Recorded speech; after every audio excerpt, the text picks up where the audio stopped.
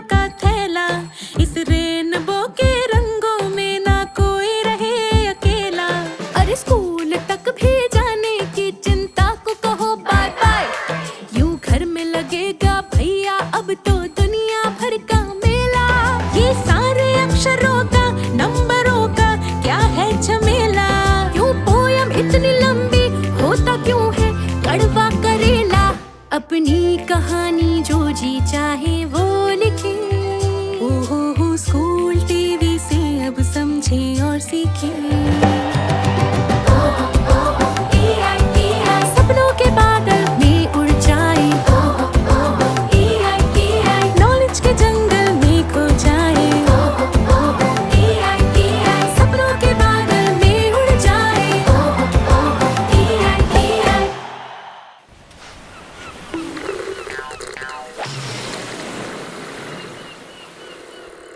Good morning everyone, this is Oshin. मैं इस तरफ ओशीन मिठालिया, मैं बीटी इंडिया के लिए काम करती हूँ। तो आप सभी ठीक है ना? अभी सबको मजा आ रहा है ना? जितने भी क्लासेस हुए होंगे या आगे होने वाले होंगे तो उसमें और हमें अच्छा लगेगा ये बात सुनने में।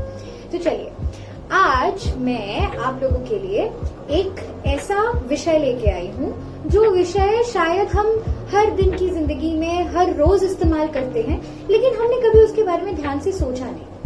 तो इसको शुरू करने के पहले एक छोटा सा चीज दिमाग में ध्यान लगा के सोचना सभी को, कि अभी जो आप मुझे देख पा रहे हो, सुन पा रहे हो, समझ पा रहे हो, ये कैसे हो पा रहा है। इसका ये जो इस तरह से इतनी सरलता से आप मुझे देख के सुन के समझ पा रहे हो, ये किस तरह से पॉसिबल है, कैसे हो सकता है।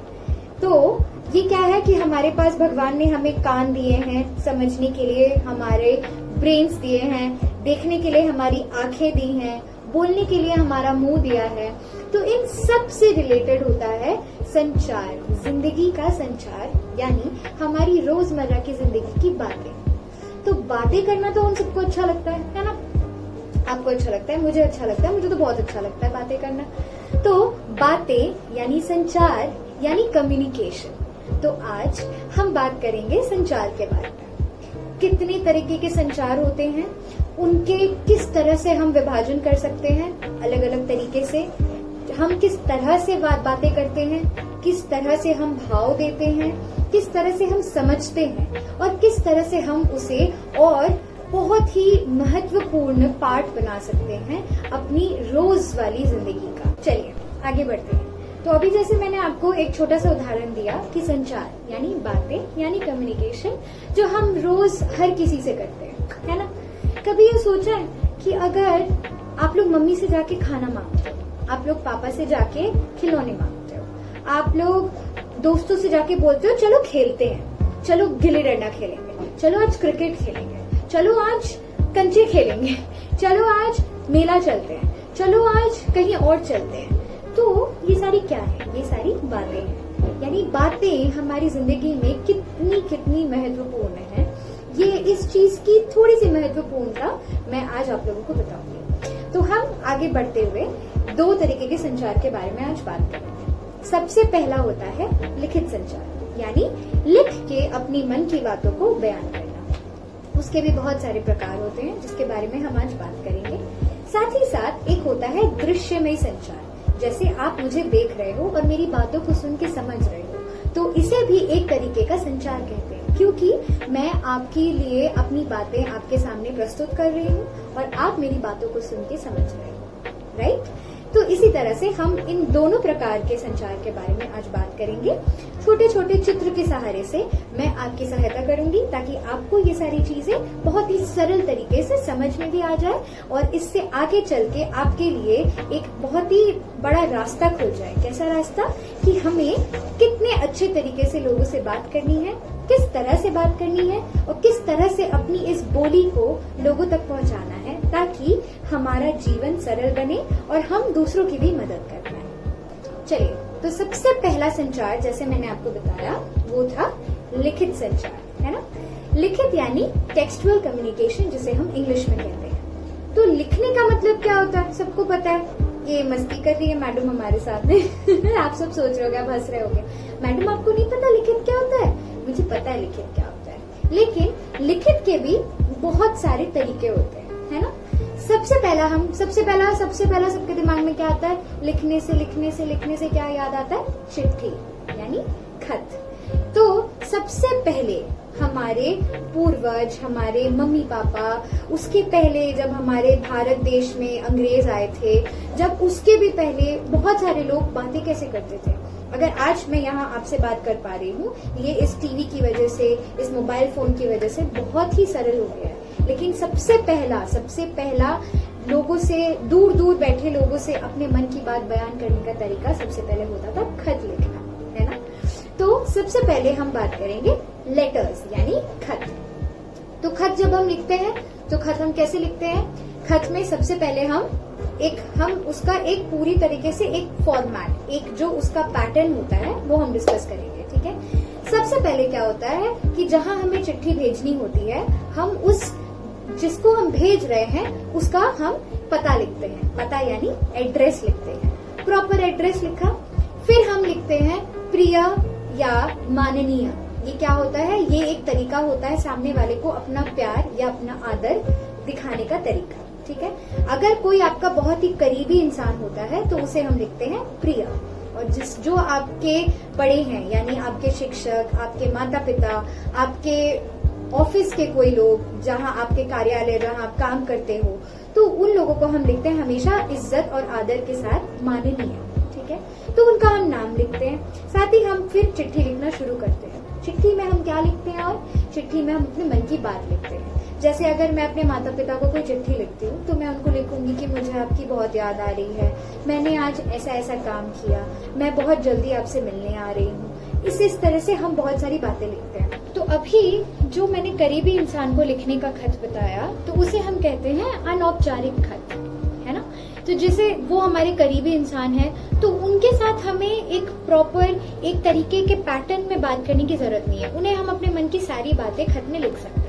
लेकिन जब हम अपने कार्यालय यानी हम अपने किसी ऐसी संस्था या किसी गवर्नमेंट को या कहीं पे भी हम किसी एक प्रॉपर संस्था को जब हम कोई भी खत लिखते हैं तो उसे हम कहते हैं औपचारिक खत। जिस औपचारिक खत में औपचारिकता को लेके हम बात करते हैं। किसी काम के लिए कहीं पे रास्ते बनने हैं, कहीं पे पानी का संचार करना है, वगैरह वगैरह। इस तरीके के बहुत तरीके के खत होते हैं जैसे हम लिखते हैं। तो खत सबसे पहला एक लिखित संचार का रूप हो गया।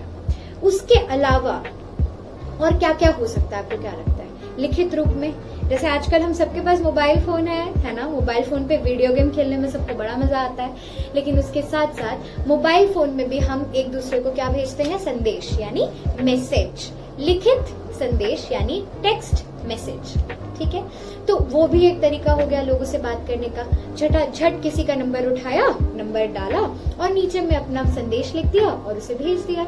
और साथ ही साथ उस इंसान का भी अगर हमारे पास वापस रिप्लाई आ जाए यानी उसका वापस जवाब आ जाए हमारे पास, तो हम एक दूसरे से फिर बात करने लगते हैं। तो इसे कहते हैं चैट यानी बातें करना, रोजमर्रा की जिंदगी की बातें करना। तो ये एक हो गया मोबाइल फोन का लिखित संदेश, है ना। उसके अलावा हम और किस तरह से बात करते हैं? हाँ, कंप्यूटर। सबको पता है कंप्यूटर में हम क्या करते हैं? कंप्यूटर में हम ईमेल्स लिखते हैं, जिसे हम कहते हैं इलेक्ट्रॉनिक मेल्स। ई जो होता है उसका फुल फॉर्म होता है इलेक्ट्रॉनिक मेल। मेल पहले के जमाने में मेल चिट्ठियों को भी कहा जाता था। लेकिन आजकल का जो हमारा ये बहुत ही डेवलप्ड भारत है, तो इस डेवलपमेंट के लिए कंप्यूटर्स आए। और कंप्यूटर आने के बाद से हमने इंटरनेट यूज करना स्टार्ट कर दिया, www.google.com जो अब हम गूगल यूज करते हैं। तो उसी के साथ साथ हमारी जिंदगी में आया ईमेल। जितने भी ऑफिस आप देखते हो, जितने भी कार्यालय आप देखते हो, जितने भी आप विद्यालय देखते हो, आजकल हर विद्यालय, हर कार्यालय, हर जगह का एक ईमेल होता है। आपने ध्यान दिया होगा, हर जगह ईमेल दिया जाता है कि आप हमसे कांटेक्ट करें, आप हमसे वार्तालाप करें। ये है हमारा नंबर, जो एक नंबर दे दिया जाता है, और एक होता है ईमेल। तो ईमेल आजकल की दुनिया का सबसे महत्वपूर्ण लिखित संचार है, क्योंकि इस ईमेल से सारी बातें एक जगह बैठे हुए इंसान दूसरी जगह के बैठे हुए इंसान तक पहुंचा सकता है। तो ईमेल के बारे में थोड़ा और जान लेते हैं। तो ईमेल्स यानी इलेक्ट्रॉनिक मेल्स, जिससे हम हर तरीके का संदेश दूसरे कार्यालय, दूसरे औपचारिक व्यक्ति या किसी भी हमारे निजी, हमारे करीबी इंसान तक पहुंचा सकते हैं। ईमेल के लिए हमें सबसे पहले क्या करना पड़ता है? ईमेल में हमें www. जैसे मैं आज आप लोगों को जीमेल के बारे में बताऊंगी, और भी बहुत तरीके के इस तरीके के संचारक एक प्लेटफॉर्म्स होते हैं जिसपे हम अपनी ईमेल आईडी डालते हैं और हम ईमेल भेजते हैं। तो जीमेल उसी तरीके का एक संचारक प्लेटफॉर्म है जहां पे हम अपनी ईमेल बना सकते हैं और एक दूसरे को भेज सकते हैं। तो जब हम लिखते हैं www.gmail.com, तब हमारे पास एक कंप्यूटर में खुल जाता है एक पूरा शीट, जिस शीट में हमारा आता है कि हम वहां पे अपनी ईमेल आईडी डालेंगे। आईडी यानी हमारे ईमेल का नाम, और उसके साथ साथ उसका पासवर्ड यानी उसका गुप्त एक पासवर्ड जो सिर्फ हमें पता होता है, जो हमें किसी को नहीं बताना होता है। ठीक है, कभी भी हमेशा ध्यान में रखिएगा, कभी किसी को अपना पासवर्ड, अपना ईमेल का कोई भी डिटेल कभी ना शेयर करें, कभी भी उसे ना बांटें, क्योंकि इससे आगे चल के आपके ईमेल का गलत इस्तेमाल भी हो सकता है।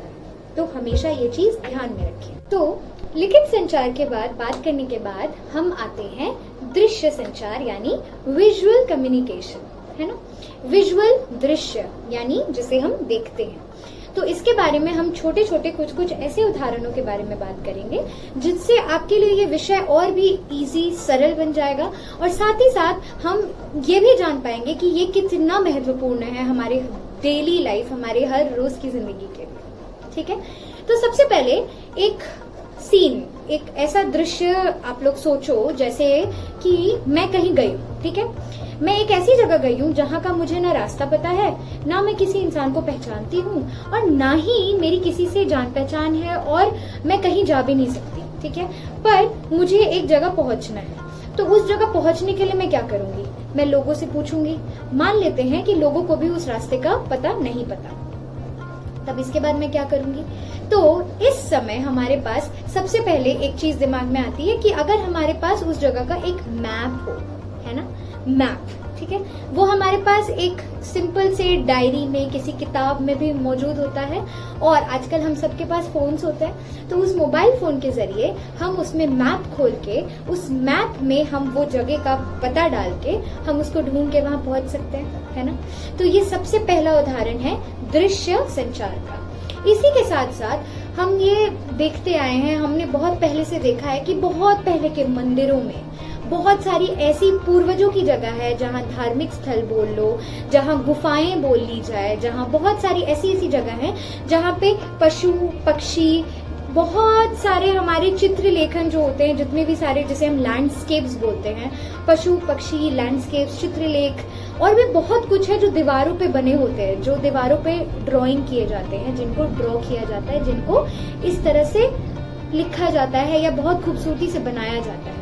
तो इसे भी हम क्या कहते हैं? इससे हमें उन पुराने दिन कालों के बारे में जानकारी होती है कि पहले के घर कैसे होते थे, पहले कौन से पशु पक्षी होते थे, पहले का चित्रलेखन कितना सुंदर होता था, पहले के मंदिर कितने खूबसूरत बनाए गए हैं। मंदिरों को जब हम देखते हैं, किसी बहुत ही ज्यादा फेमस जगह पे अगर हम लोग कभी जाते हैं, जैसे कि विक्टोरिया मेमोरियल हो गया कलकत्ते में, दिल्ली का इंडिया गेट हो गया, जमा मस्जिद हो गया, बम्बई का गेटवे ऑफ इंडिया हो गया, ऐसे बहुत सारी जगहें हैं हमारे इस भारत देश में जिनका पुरातन समय से हमारे साथ संबंध है। तो उस संबंध को देखते हुए हम जो दृश्य में देखते हैं, हम वही सोचते हैं कि पहले के राजा महाराजा ऐसे रहा करते थे, पहले की रानियां इतनी सुंदर हुआ करती थी।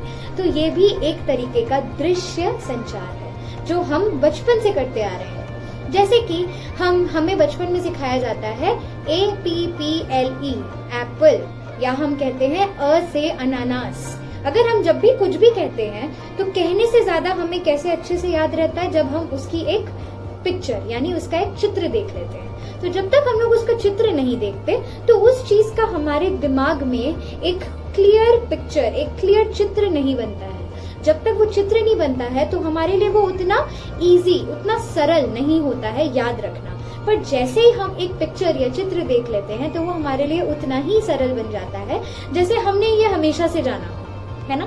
तो इसी तरीके से जैसे हम जब रास्ते में चलते हैं, हम क्या देखते हैं, ट्रैफिक सिग्नल होता है। जब लाल होता है तो हमें रुक जाना पड़ता है, जब ऑरेंज होता है तो हमें रेडी होना होता है, हमें तैयार होना होता है कि हमें अब आगे बढ़ना है, और जब हरा यानी ग्रीन हो जाता है तब हम आगे बढ़ जाते हैं। तो ये भी क्या है, ये भी एक तरीके का दृश्य संचार है। तो इसी तरीके से बहुत सारे रास्ते में चिन्ह होते हैं, अलग अलग जगह पे अलग अलग विभिन्न प्रकार के चिन्ह होते हैं, जिनसे सिर्फ देख के ही हम इस तरीके का संचार कर लेते हैं और हमें समझ आ जाता है कि हमें इसके आगे क्या करना है और क्या नहीं करना है, क्या ये करना सही है, क्या करना निषेध है। इसी तरीके से बहुत ही जगह जगह के अलग अलग संचार के रूप में हम इसे अपनी रोजमर्रा की जिंदगी में इस्तेमाल करते हैं।